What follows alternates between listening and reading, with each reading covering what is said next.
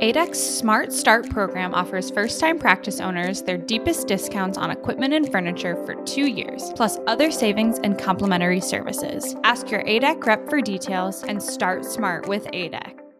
Join Doctors Savanah Craig and Ronnetta Sartor as we navigate life beyond graduation. Real conversations about forging our own paths in our early years in our careers.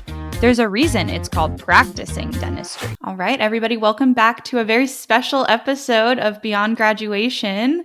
This is our first guest appearance ever. So Ronnetta and I are super excited to have Jackie Hassenplug here with us today. So welcome, Jackie. Thank you, guys. Thanks for having me. Awesome. So we would love if you would tell us a little bit about yourself, tell the listeners what you do, where you live, and all things. Yeah, so I am from Chicago, Illinois. I'm about 35 minutes outside the city. I went to Midwestern University. I graduated in 2021. I just opened a practice in December in St. Charles, Illinois. So one of the western suburbs. And I'm a general dentist and pretty much do almost everything. So, yeah. That's awesome. Congratulations on practice ownership. Thank you. Thanks. It's been fun so far. Ups and downs, ebbs and flows. Yeah. We joke about it all the time. Stressful moments, but it's worth it in the end. That's awesome. So tell us a bit about your journey in dentistry.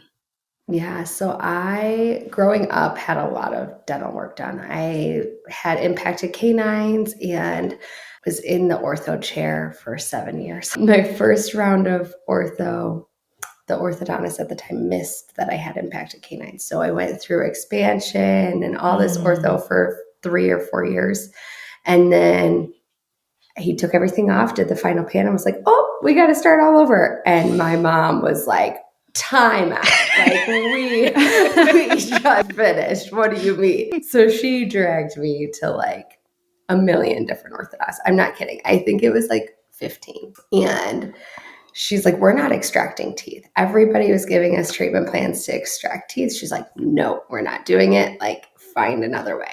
So finally found the orthodontist who finished my case. Was first appointment for the consult. He's like, what do you want to do when you grow up? And I always loved like science and art and stuff like that. And so I always wanted to be in the medical field. And I was like, I'll be a doctor. I don't know. It's like, I think you should be an orthodontist because you're going to be in my chair for a really long time. And that's how it started. At that point forward, I was like, okay, great. Like, let's do ortho. It just stuck with me. And then I kind of like started to do shadowing and stuff like that. And always said, I don't think I want to be a general dentist. I want to do ortho. Then I got to dental school and I was like, oh, ortho might be kind of boring to do all day, every day. And so then I was like, you know what? I went through every specialty in dental school. I was like, I'm going to be pedo. I'm going to be endo. I did apply to endo residency. And then I was in my endo residency interview and I was like, why do I want to do this all the time? And it was like, forget it. I am meant to be a general dentist. That's what I learned through that whole process. So yeah, that's kind of what brought me into dentistry. And I love it. I love every part of it. So it's been fun. Yeah, that's it sounds awesome. Like everybody has that moment in dental school. I think as you learn a new thing, you're like, oh, I could do this forever. And then you realize as a general dentist, you can do a little bit of all of it. Yeah. Well, that's when I kind of realized, because I like doing a lot of cosmetic cases and stuff like that. And so I'm like, I can never do a crown. I can never do a veneer. I can never do like whitening. Like, what do you mean? And yeah. I was like, yeah, no, I don't want to just do root canals all day. I can do root canals when I want. Yes. Yes. It's great. I think one of the things, because I didn't have that thought process while in dental school, but once I finished my residency and I started doing a good bit of pros work, I toyed with the idea of going and doing a pros residency. But the thing that I had to realize about it is the cases I'm doing now are fun and I have the option to refer. Yes. But when you become the specialist, like you're the last line. So you don't get sometimes you get the fun cases, but you get the more difficult cases for sure. 100%. Yeah. There's cases where I'm like, oh yeah, no, like, that's going to take me way too long. It's going to take him like half the time it takes me. So just go, enjoy, have fun. takes a little bit of the stress out of your day. I don't know how specialists do it. I mean, obviously they have more experience, but it's just definitely stressful for sure. Certain cases, I'm glad I can just say, hey, you know what? I have this guy down the street that I absolutely love. Go there. He'll treat you just like your family here. So absolutely. that's nice. Do you do some ortho? Do you do aligners or dabbling? I do Invisalign. Yeah, I do Invisalign. I'm in a clear aligner study club. So I do that once a month. And then I do a decent amount of cases. I'd like to do more, but I love my orthodontist I refer to. So yeah. I also am like, you know what? Like all kids, I don't touch kids. I'm like, fair. You go to him. He can yell at you about not wearing your rubber bands and all that stuff. I like to do more of the simpler cases with adults and like teens. Totally. So. And then if you don't mind sharing, what happened with your impacted canines? What was the result? Final result was they were in like the roof of my mouth coming forward towards my anteriors. So they exposed them in the roof of my mouth. They put brackets on, put chains, and dragged them down with another round of expansion. So yeah, that was probably another 3 years of ortho, I think, at that time. So, and then I was the terrible kid who didn't wear my retainers. And so I then put myself back in Invisalign another couple. It was like maybe a month or two just to kind of touch things up here and there. My mom probably wanted to murder me. But well, it definitely hide the retainers under the bed. You did you really? No. I was about to say, whoa. No, I wish. I don't even know what I did with them. I don't remember. I probably tossed them at lunch or something. Who knows? Like every kid does. You know? Oh, yeah, for sure. Adults, too, throw them away. Oh, yeah.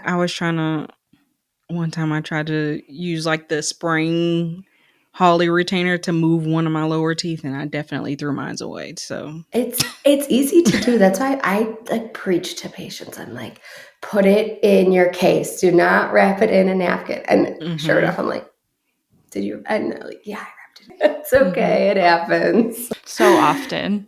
For sure. Very nice. Okay, so graduated in 2021. I graduated in 2022. So new-ish grads for the win. And then you opened your practice in 24?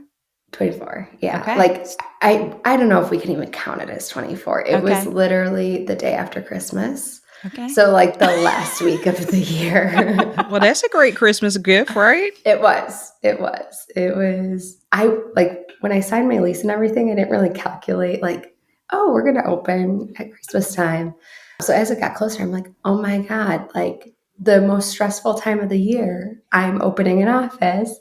But it actually worked out great because I was able to like have time off of work, my associate office, and was able to organize everything. And my family was able to help me with a lot of stuff that probably in a normal week they couldn't have. And so it was a blessing in disguise. Well, that's great. So how has practice ownership been treating you besides the ebbs and flows? Is it everything you thought it would be, or? It is. Yeah. It's nice to be able to walk in and do the dentistry you want to do. Nobody has like any rules on you. Not that I ever practiced in an office like that. I know I have friends that have, but there's always like that little part of you that's like, I wish I had this, or I wish I had that. And so that's like no longer a thing. Like if I want it, I can get it. In reason, yeah, to some extent.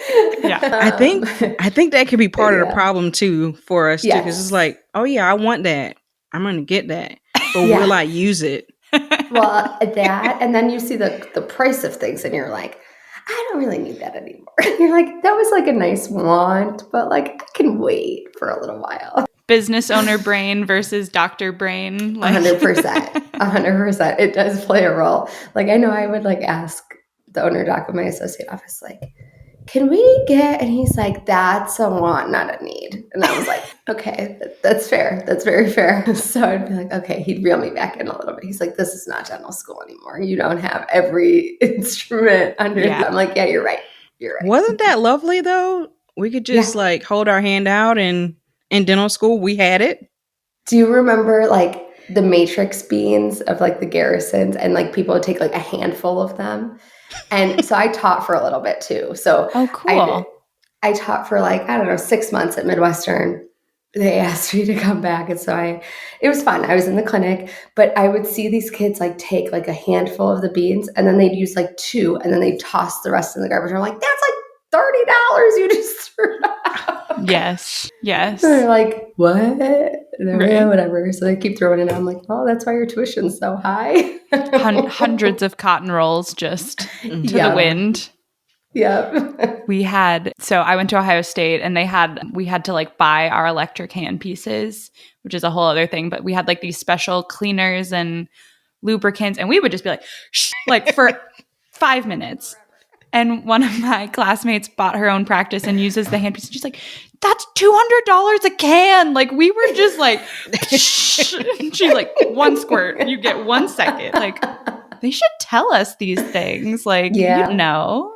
I had one faculty that he would do like a PowerPoint presentation like a couple times a year for like his small group of students in his suite. And it was like kind of like a Jeopardy of like, what do you think this costs? And nobody was ever close. No. It was always so comical. And he would be like, can I have your Patterson magazine that you get so I can like look at the prices to like tell them? I'm like, yeah, here, like take my login, you know? Right. I mean, prices change. Good to know. Yeah, it's good to know like kind of what things are. Because I mean, even just like leaving like the cements uncapped. Oh my God, that's my like biggest pet peeve. A drop of bond. Yes. Yeah. Right? Yes. Bond is expensive. It's crazy. I was going to say one of the best things in residency, because Savanah and I did the same residency just at different times, was an exercise that one of our program directors made us do where we had like 5 procedures, the most common procedures, and we had to go through and figure out how much everything cost, to figure out what chair time was, how much you were paying people to be there, how much like every cotton roll and glove cost. Yeah. And it definitely put things into perspective. It was funny like how it would be wasteful beforehand and then after we did the procedure. Right. Not procedure, but that project. You know, the study project. Yeah. That's so funny. Yeah, that would be like an interesting, they should do that, I feel like, in all schools. Because I think it would cut back on so much waste. And then even too, like it sets it into perspective for when you do graduate, right? Like, okay, now I understand why they were so crazy on me in dental school. Oh, yeah. It also gives you a perspective of like why dentistry costs what it costs, because you're like, all of these things are disposable. And then my assistant that like, just this whole overhead thing I didn't understand until residency. Yeah, for sure. So how did you find your practice? Did you do a startup? Did you do an acquisition? Is it close to where you, how close was it to your associateship? So it's about 35 minutes away. Okay. I wanted to be far enough away. I live like 2 stoplights away from my current associateship. And he was my childhood dentist growing up. We have a great relationship. The office is fantastic, but it was just time for me to start my own thing. You know, he wasn't ready to retire, and that's okay, right? And so just going and doing my own thing and still having that relationship to be able to still work there while I grow my own practice. So I wanted it to be somewhere a little bit further away and that I could see myself potentially living down the road. So St. Charles it's like kind of like a city feel. Like there's a lot of younger people, but it's like a more affluent area of the suburbs of Chicago. And so it's got a lot of like fun things going on all the time. Like they're always doing fun events. So I wanted something with like more of like an upbeat city feel, but not be in the city. And so I happened to be out to dinner one night with my boyfriend and I was like, hey, look, that's available. And we were looking with my broker. I was working with Carr and they were fantastic to work with. And so they just kind of helped guide me through that process. I was like, hey, can you look at this one? And he's like, yeah, sure. And it all just fell into place. So it's been cool. Very good. Yeah. So what made you decide to do a startup versus an acquisition? So I went down both paths. I was talking with my current doctor about potentially buying his practice. I went and talked with like, I don't know, maybe 10, 15 other doctors. And it was either I was going to buy my associate office or none of these other offices felt right. It didn't feel like me. It didn't feel like I was doing the dentistry that I wanted to do day one. I'd have to completely change like the processes and everything. Like my associate office is very well ran. He has like this structure, and he had a consultant come in years ago. And so everything is like for a reason of why we do things. And these other offices, I'd walk in and I was like, I want to pull my hair out just being here for like 30 minutes. So I was like, you know what? It's either that or I just do my own thing. And so it ended up working out. I did my own thing. I'm like, I put those same processes that he has in place to be very structured and to have a system for everything we do. Very cool. Tell us some of your favorite systems. I think this stuff is super interesting. And at Ignite, we're very focused on the peoples, the processes, the systems, and how those all actually make a practice run and not be stressful and crazy. So we would love to hear what some of those things look like for you. I would say one big one is just like a morning huddle every day. Okay. It just gets everybody on the same page, right? Like, okay, whatever happened yesterday. If there were things that like didn't go great yesterday, let's talk about it so we can improve, right? And always look at like how we can keep bettering ourselves, but also like what went really well yesterday and that we want to continue doing. Maybe we figured something out that we haven't been doing and maybe we want to keep on that, or we've been working on something and it finally clicked, right? And then talking about our schedule for the day, right? So kind of going in and, front desk looking at like, is there any outstanding balances or things of that sort? Is there a recall scheduled? Is all of that information, like making sure that front side of things is being taken care of, but then also the back, seeing, okay, are these codes attached properly? Are they the right surfaces? Is it even the right tooth? Is there in the treatment plan multiple of these codes? Do we need to delete something? Have we already done something? Are we going to run behind on a procedure? And like, hey, can someone seat my next patient for me because this procedure might take a little bit longer than expected? And then same thing with hygiene, like they do the same thing. So just having that structure in place to really talk about and like walk through your day together to then have a more successful day. Because if everybody's just running on their own time and own schedule, it becomes a little bit more chaotic. So being able to kind of talk through that's always nice. That's probably my favorite one, but I have a million more. Well, it's interesting that it's something that's so small, but it sets you up for success every day. It does every day. And that's what, like, even like if there's like one person saying like, oh, my kid ran late for school today and I got to take them, they missed the bus or whatever, it happens. Like there's not a perfect day every day, right? But even just that one person missing in that huddle, you're like, okay, someone else needs to look at their schedule and like hope this is like what they're thinking in their head, right? Because they're the ones running that schedule for the day. So you got to kind of play that into account. And so it makes a huge difference in how the day kind of flows. And, if somebody's out sick or whatever, how are we going to jump in to help cover for that person? So it's just like our one meeting time. And we do a monthly meeting every month too. So having that to just kind of say what went well this month, what didn't go well, and kind of fine tune everything and have, my staff bring things to the table and say, what if we did X, Y, and Z? Okay, great. How are we going to implement it? Let's try it. Let's put it into place. Because sometimes, I don't have all the answers, right? As doctors, we don't know every little thing. And maybe somebody's bringing something from another office that works fantastic too. And then we can go back next month and say, did we like how that ran? Did we not? And go from there. Thank you for joining us for this episode of Beyond Graduation.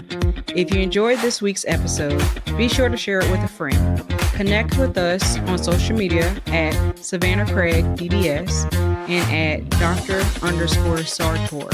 And remember, you are not alone on this journey. ADEC certified pre-owned equipment is a sustainable, affordable choice that makes genuine ADEC equipment available to every doctor. Each package is sold on a first-come, first-served basis. So, if you see one you like, contact your dealer. For more information, go to www.adac.com/find-a-dealer. Thank you for listening to Beyond Graduation, brought to you by Ignite DDS and Future Dentists. This episode was sponsored by Ignite DDS Coaching. We build self-determined futures. For more information, please reach out to the Ignite DDS team.